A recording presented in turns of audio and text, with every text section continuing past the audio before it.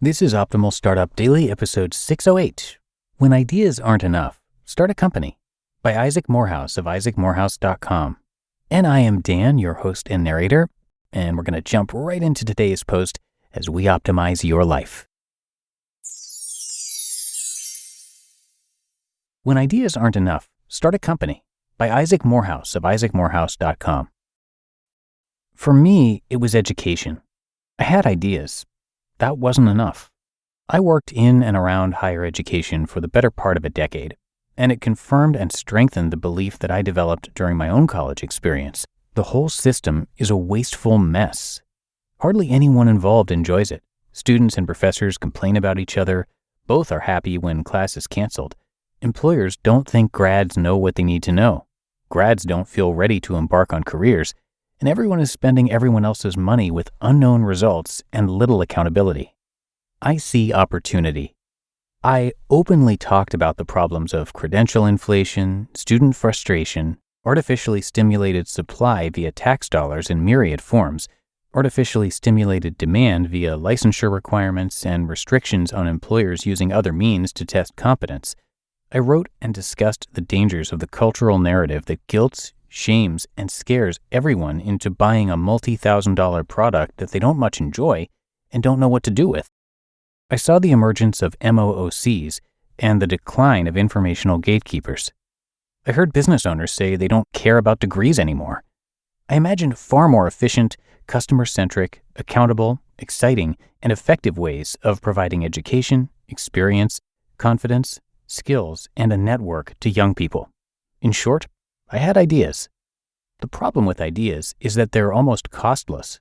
I could broadcast my ideas and others could broadcast theirs, and ideas people can lock in an endless tussle over whose are better. Who cares? Nobody wins when it's all talk. It hit me one exciting, frightening day. If I'm really correct about the problems with higher ed, and if my ideal alternative is as valuable as I think it is, I need to put my money where my mind is. I need to build it. So I did. Make it real. I created a company that puts smart, hardworking young people in great businesses while they are engaging in a rigorous educational experience complete with tech skills, professional development basics, liberal arts, coaching, and self-guided projects that demonstrate tangible value. It was the scariest thing I've ever done. Suddenly, I went from the guy with opinions and ideas about education, entrepreneurship, and career to the guy who's going to succeed or fail based on those ideas. I learned that the only thing critics love more than ideas to disagree with are physical manifestations of those ideas. But once I launched Praxis, everything became clearer. I was playing a new game. I was no longer worried about the critics. I was interested in my customers. Have something to lose. This change in focus is the healthiest thing in the world. Economist Nassim Taleb talks about the concept of skin in the game, and every entrepreneur knows exactly what he means. Nothing sharpens your focus and clarifies your thought like having something on the line besides just the pride of being right. Nothing helps you gain valuable information from those who disagree like the need to succeed in the development and deployment of an idea. Don't get me wrong, I'm an ideas person. Philosophizing is my favorite pastime. But the best philosophers are those who don't limit themselves to thought experiments, but also put their ideas through field experiments. It's not enough to have ideas that seem superior in mental models. The real impact comes from the thinkers who take the next step and incorporate their vision. Entrepreneurship is philosophy in action. Use the value creation test.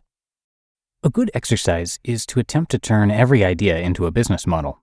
Think people eat too many carbs and they'd be happier and healthier on your preferred diet?